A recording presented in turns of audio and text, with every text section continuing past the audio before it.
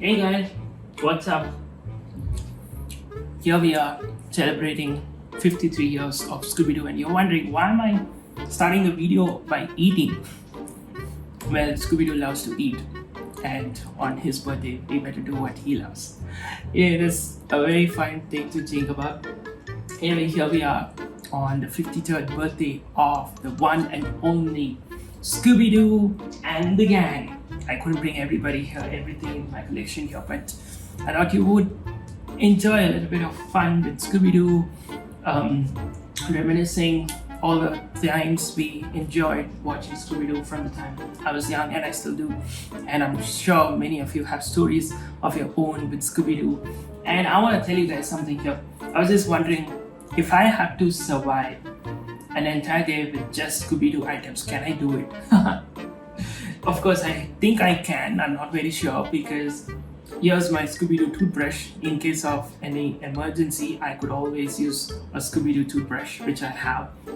And I have the Scooby-Doo clothing, attire, I have Scooby-Doo socks and shoes, so I think I can pretty much go anywhere I want just wearing Scooby-Doo items. I can survive with a Scooby-Doo cup or a saucer. I have cups and I have Scooby-Doo. If I need to do some stationery work, I have the stationery items like my pen and pouch and Scooby-Doo scale and everything. So I think for the most part, I think I can survive with just Scooby-Doo items. I mean, and if at all I feel like, oh my goodness, it's so hot going outside, so you need some cooling glass, you have a Scooby-Doo cooling glass over there. Or with all the mask mandates, I have ready-made Scooby-Doo masks in abundance. So anyway, that's pretty much fun to think about. A life where if there was a rule which said, you need to survive only on Scooby-Doo items, I think I might survive. Anyway guys, it's so awesome. Scooby-Doo, 53 years, and Scooby-Doo's been an integral part of my life, and I'm sure he's been an integral part of your life as well, and that's why you also want to watch this. And I was just thinking, look at this thing, this Scooby-Doo headphone holder that just came up. I was just thinking, it looks like one of those old Stone Age items of Scooby-Doo. It's so big, it's so, this is one of the biggest and beautiful ones that I ever had. So anyway guys, and of course, here's one of my favorite, the cutest of my items is my Scooby-Doo flash drive or pen drive, maybe depending on which country you're from. Okay, so it's so cute, Scooby-Doo is always cute. Obviously, I love Scooby-Doo and I'm cute. So I think we both are on the same plate, cutie pies. And before I get into the fact that you may ask, John, when you say cutie pie, do you mean pie as in 22/7 pie, mathematical pie? No, Scooby-Doo is a foodie. So that means when you say cutie pie, I think the pie refers to the eating pie. If you got the joke, you got the joke. Anyway, that's why you should pay attention to my jokes, okay? Then you will understand what I'm trying to say. Anyway guys, this video where we're going to talk about a couple of lessons, life lessons that we can learn from Scooby-Doo. It's amazing. We can learn so many amazing things from this cartoon. The amazing thing about these cartoons of the past is that they always had such educational stuff. I mean, many of the things that I came to know, like simple things like what is White House. Okay, if you ask me when I was a kid, I was so dumb. I would say a house painted in white color is White House. I mean, I would have been so stupid. But I came to know about White House watching Scooby-Doo. I came to know about the Statue of Liberty watching Scooby-Doo. Otherwise, I would only say, I think Liberty is just a brand of shoe, man. Okay, that was very late. But anyway, I think this is going to be kind of like a stand-up comedy come message, I guess. I'm pretty excited. And if at all you want to know, like, John, I thought this was going to be something very serious. Some people are like all the time so serious that, they better need to start listening to Scooby-Doo on Sirius XM, Okay, because you can't actually listen to Scooby-Doo on Sirius XM, dude. So stupid my jokes are. Anyway, listen, last year was kind of exciting for me because things I never expected to happen.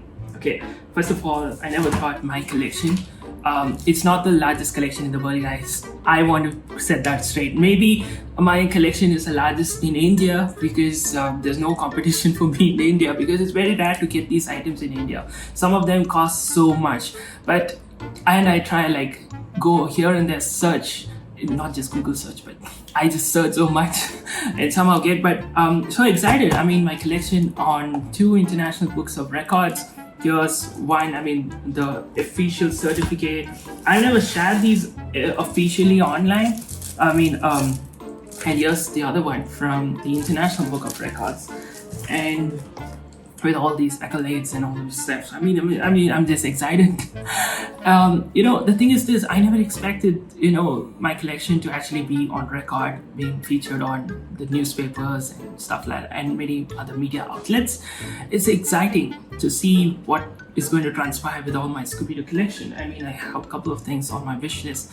Some of them are not available in India, guys. One of the biggest lessons I learned from Scooby-Doo, I think I would say, especially this year, is that, you see, Scooby-Doo and the gang are doing something really serious all the time. They're solving mysteries. They are putting an end to all the bad guys. They're doing something really, really cool. They're doing a serious thing.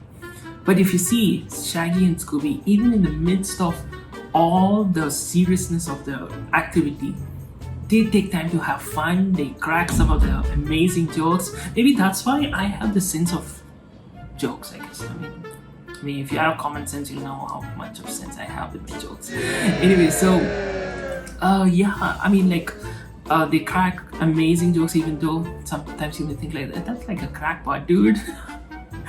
But it's fun. I mean, like, they taught us, like, don't be so serious that you don't take time to have fun. And Scooby-Doo literally is an emblem of that. And see, for me, the work I do, like as a preacher, has always been something very serious. Like, it's serious stuff, dude. Be serious. People are like, be serious all the time. But I learned this year, like, you can be serious about the work you do, but you can do it in a fun way. And that's why, even though now some of you learned some life lessons through this, it's a serious thing that you did watch this video. It's not just an entertainment video. This is a serious video. But I did it in a fun way. I cracked some of my lamest jokes. I mean, listen, my jokes are not lame. Okay, fine. They can't walk. My jokes can't walk, so they're lame. But some of my jokes are really cool. Okay, so, but what I'm trying to say here is, I tell these jokes. I have these fun stuff. I may not be that great at what I do, but I'm just doing the best I can. And I think that's an important lesson for us to learn from Scooby-Doo. Be serious about life, but don't be so serious that you are never having fun through that. Have fun through that. Enjoy yourself. Crack some amazing jokes, or watch people like me crack some jokes.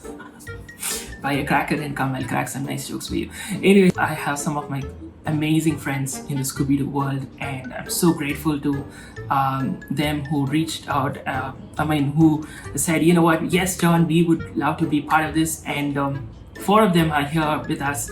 I'm so grateful to you guys. Starting off, we're going to listen from Nikki Blake, the founder of Scooby Museum. Yes, there is something called Scooby Museum. I'm going to put the link in the description for Scooby Museum, and she also founded Scooby Addicts. Okay, now you don't need to be an addict to actually check out Scooby Addicts. It's so cool, the kind of things that she does. She has those Scooby panels and all of the different things. You can check all of the details in the description, and she's going to share with us something that she learned from Scooby-Doo, and I will see you in a minute. I'm Nikki Blake from ScoobyAddicts.com. My favorite life lesson from Scooby-Doo is that the real monsters are human. In most episodes of the series, we saw real estate agents, bank tellers, and even friends dress up as a villain in order to scare people away to get what they want. Real life isn't much different, though people don't go to the extent that the Scooby villains went to create an elaborate costume. That makes it even harder to see if the person's intentions are good or bad. So always be aware of the people you're associating with, and trust your gut if you think their intentions aren't the greatest. Happy 53rd birthday, Scooby. Thanks for the life lessons. Oh, I think you can't hear me fine. wear the mask. But why did I wear a mask? Because she just spoke about masks. Okay, I hope you don't call Elon Musk to come and stitch a mask for me. Anyway, that was a really lame joke. Here's the thing I want to tell you guys. Nikki Blake brought out such an important message, right? Like, it was just thinking Scooby-Doo and the gang are unmasking villains, and here I was, Scooby-Doo on a mask. But the thing is, she brought out an amazing message about how, some people are so difficult for us to understand because, they put a mask outside and we don't know what they mean. Sometimes they may mean like they're an angel, but they're actually an angel of light, like, demon in disguise. So we need to pray and ask God for discernment, right? So that we can trust the right people. Okay, I can talk a lot about that, but that's a beautiful lesson, Nikki, that you brought out from Scooby-Doo. The next person we're going to listen to is another friend of mine, and he is JayBee. Okay, he runs a podcast or based on Scooby-Doo. You can check them out on YouTube and other platforms, and his interviews have actually made out and brought out many lasting results, right? Like, even with regard to Scoob and all that, he brought out many amazing things. Even the director of Scoob shared about it, and he's really making a lot of waves out there in the Scooby-Doo and the media and all of that. And we are so happy that he's going to share a couple of things with us, what he learned from Scooby-Doo, and I'll see you in a minute. Hey, thanks so much for inviting me to be a part of this video. So one of the main lessons that I learned from Scooby-Doo is how to deal with bullying and just bullies in general, from school, workplace, any walk of life. This lesson is applicable. The thing about bullies is that they always try and come across as stronger than they are, or scarier than they are, or more powerful and imposing than they actually are, a bit like the villains in Scooby. So when you're faced with adversity, when someone is kind of coming at you with bad intentions, it's a bit like a Scooby villain. They may seem like they have paranormal abilities, 10,000 volts, or anything in between, but ultimately, just if you remove the mask, more often than not, you might find someone that's just a bit weak, lashing out because of petty reasons, or maybe they in themselves feel that they need to put on that mask to come across as imposing because they're in fact more scared than you are. So I think the one thing about Scooby is that it always kind of shows you that for all a villain might come across as scary and impossible to defeat, at the end of the day, if you've got a good team of friends behind you, you'll get through it. Oh yeah. Oh my goodness, you're wondering why I'm wearing this Scooby-Doo cooling glass? So that I will feel cool there. I want to tell you guys this. Sometimes people, want to look cool. That's why they end up bullying other people. And JayBee brought out an amazing message or lesson that we can learn from, this whole idea of bullies. And thank you so much. I don't want to repeat the same thing again, but I think you guys got the message out there. Whether you're on the bully side or you're on the other side, there's something for us to remember and learn from Scooby-Doo. The next person with us today, he is Cameron. Okay, Cameron. Oh my goodness, I should have not butchered his name now. I want to just call him Cam. Okay. He heads Scooby-Doo and Cameroon Doo. I think that means it's Cameroon. Okay. Forgive me, Cam. Forgive me. I'm just kidding. You can check out the amazing stuff, cool stuff that he does, Scooby-Doo and Cameroon Doo. So he's going to share an amazing thing that he learned from Scooby-Doo. And I will see you in a minute. Hey everyone, Cameron here from Scooby-Doo and Cameron 2. And I know that this year marks Scooby-Doo's 53rd birthday. So happy birthday, Scooby-Doo. And I just wanted to share with you some life lessons that Scooby-Doo has taught me. Growing up as a young kid, I just always loved Scooby-Doo. It was introduced to me by my mom when I was a young kid. I remember watching ABC, and it was a Scooby-Doo show that came on, along with Scooby-Doo, Where Are You?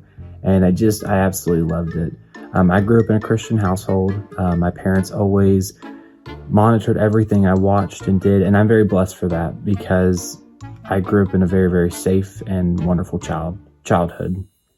But my mom and dad never had to monitor Scooby-Doo because they knew anything and everything that had Scooby-Doo was just, it was pure, it was clean, and it was never mean or violent or gory or, just anything bad. No cussing, no sex, no violence, none of that. So Scooby-Doo's always been there for me. He's always just taught me how to be myself, love others, just always be who you are and go out there and do what you want to do and be who you want to be and stay true to yourself.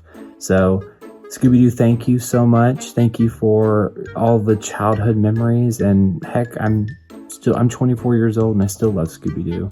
So anyways, I hope that you guys can share your thoughts and your love and what you love about Scooby-Doo. And this marks 53 years of them. And so I hope we get another 53 years of this amazing canine that we all know as Scooby-Doo.